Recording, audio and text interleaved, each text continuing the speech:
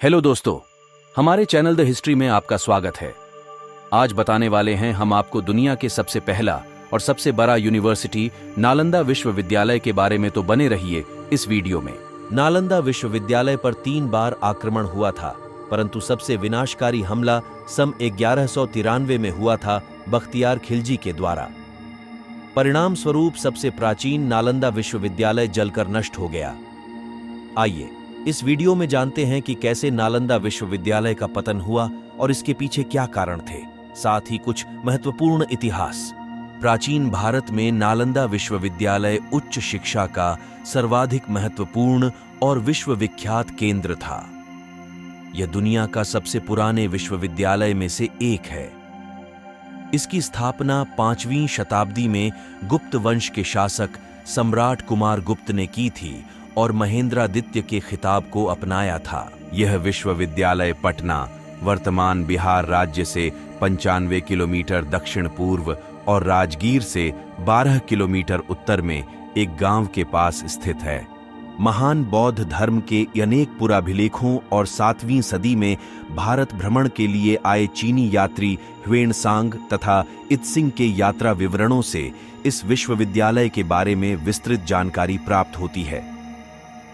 चीनी यात्री ह्वेनसांग ने यहाँ लगभग साल भर शिक्षा ली थी।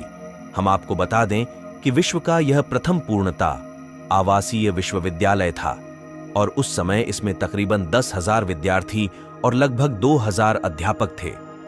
इसमें शिक्षा ग्रहण करने के लिए विद्यार्थी भारत के विभिन्न क्षेत्रों से ही नहीं बल्कि कोरिया, जापान, चीन, तिब्बत, इंडोनेशिया, फारस तथा तुर्की से भी आते थे।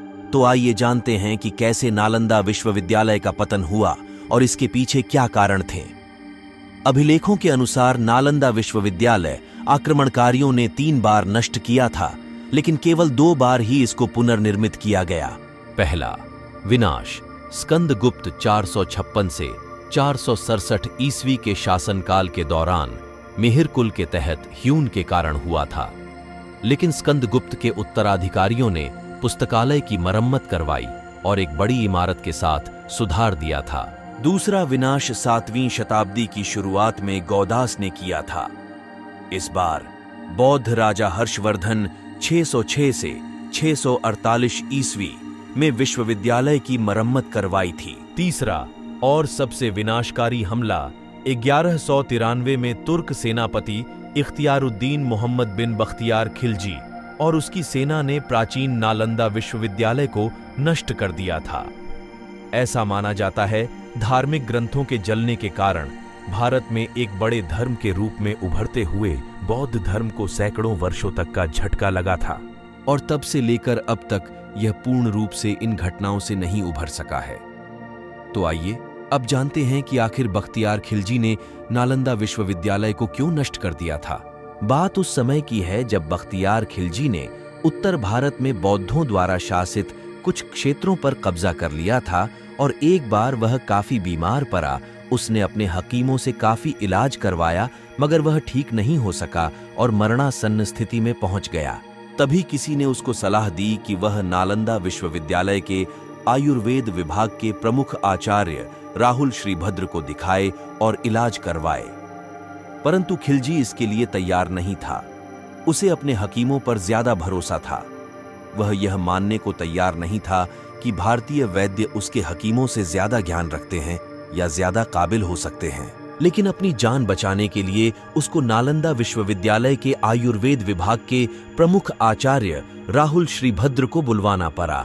फिर बख्तियार खिलजी ने वैद्यराज के सामने एक अजीब सी शर्त रखी और कहा कि मैं उनके द्वारा दी गई किसी भी प्रकार की दवा नहीं खाऊंगा, बिना दवा के वो उसको ठीक करें। वैद्यराज ने सोचकर उसकी शर्त मान ली और कुछ दिनों के बाद वो खिलजी के पास एक कुरान लेकर पहुंचे और कहा कि इस कुरान की पृष्ठ संख्या इतने से इतने तक पढ़ लीजिए, ठीक हो जाएंगे। बख्तियार खिलजी ने वैद्यराज के बताए अनुसार कुरान को पढ़ा और ठीक हो गया था। ऐसा कहा जाता है कि राहुल श्रीभद्र ने कुरान के कुछ पन्नों पर एक दवा का लेप लगा दिया था। वह थूक के साथ उन पन्नों को पढ़ता गया और ठीक होता चला गया। खिलजी इस तथ्य से परेशान रहने लगा कि एक भारतीय विद्वान और शिक्षक को उनके हकीमों से ज्यादा ज्ञान था। फिर उसने देश से ज्ञान, बौद्ध धर्म और आयुर्वेद की जड़ों को नष्ट करने का फैसला किया। परिणाम स्वरूप खिलजी ने नालंदा की महान पुस्तकालय में आग लगा दी और लगभग 9 मिलियन पांडुलिपियों यानी कि 90 लाख पुस्तकों को जला दिया।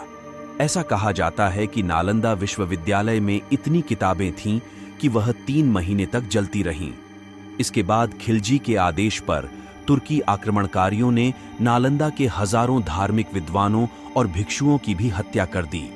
तबाक़त-ए-नासिरी फारसी इतिहासकार मिन्हाजुद्दीन सिराज द्वारा रचित की गई पुस्तक है। इसमें मोहम्मद गौरी की भारत विजय तथा तुर्की सल्तनत के आरंभिक इतिहास की लगभग 1260 ईस्वी तक की जानकारी मिलती है। मिन्हाज ने अपनी इस कृति को गुलाम वंश के शासक नसीरुद्दीन महमूद को समर्पित किया था। उस समय मिन्हाज दिल्ली का मुख्य काजी था। इस पुस्तक में मिन्हाजुद्दीन सिराज ने नालंदा विश्वविद्यालय के बारे में भी बताया है कि खिलजी और उसकी तुर्की सेना ने हजारों भिक्षुओं और विद्वानों को जलाकर मार दिया, क्योंकि वह नहीं चाहता था कि बौद्ध धर्म का विस्तार हो। वह इस्लाम धर्म का प्रचार प्रसार करना चाहता था। नालंदा की लाइब्रेरी में उसने आग लगवा दी, सारी पांडुलिपियों को जला दिया और कई महीनों तक आग जलती रही। नालंदा शब्द संस्कृत के 3 शब्द ना प्लस आलम प्लस दा से बना है। इसका अर्थ ज्ञान रूपी उपहार पर कोई प्रतिबंध न रखना से है। नालंदा की लाइब्रेरी में तकरीबन 90 लाख पांडुलिपियां और हजारों किताबें रखी हुई थी। नालंदा विश्वविद्यालय को दूसरा सबसे प्राचीन विश्वविद्यालय माना जाता है तक्षशिला के बाद। क्या आप जानते हैं कि ये 800 साल तक अस्तित्व में रही? नालंदा विश्वविद्यालय का इतिहास चीन के ह्वेनसांग और इत्सिंग ने खोजा था। ये दोनों 7वीं शताब्दी में भारत आए थे। इन्होंने इसे दुनिया का सबसे बड़ा विश्वविद्यालय भी बताया था।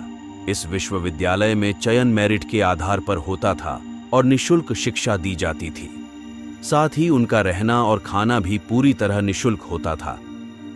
इस विश्वविद्यालय में तकरीबन 10,000 विद्यार्थी और 2,000 अध्यापक थे।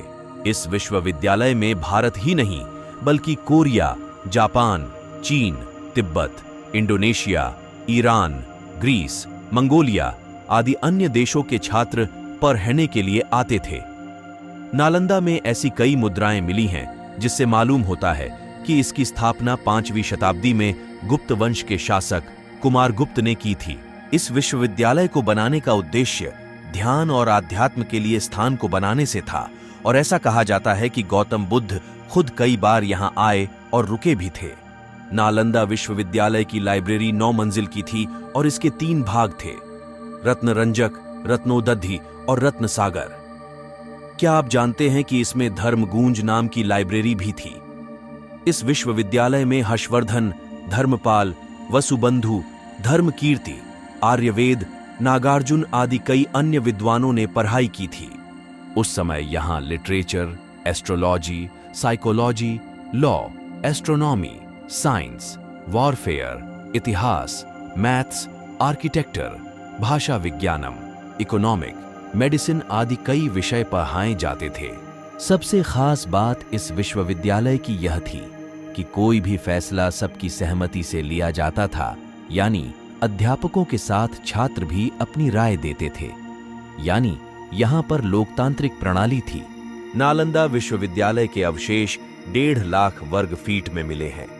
ऐसा माना जाता है कि ये इस विश्वविद्यालय का सिर्फ 10% ही हिस्सा है। अर्थात ऐसा कहना गलत नहीं होगा कि नालंदा विश्वविद्यालय दुनिया का दूसरा सबसे प्राचीन विश्वविद्यालय है, जिसे इख्तियारुद्दीन मोहम्मद बिन बख्तियार खिलजी ने नष्ट कर दिया था। दोस्तों, अगर आपको ये जानकारी अच्छी लगी तो चैनल को सब्सक्राइब करके बेल आइकन को दबाना ना भूले। तो फिर बने रहिए हमारे चैनल पर। द हिस्ट्री का अगला वीडियो देखने के लिए धन्यवाद।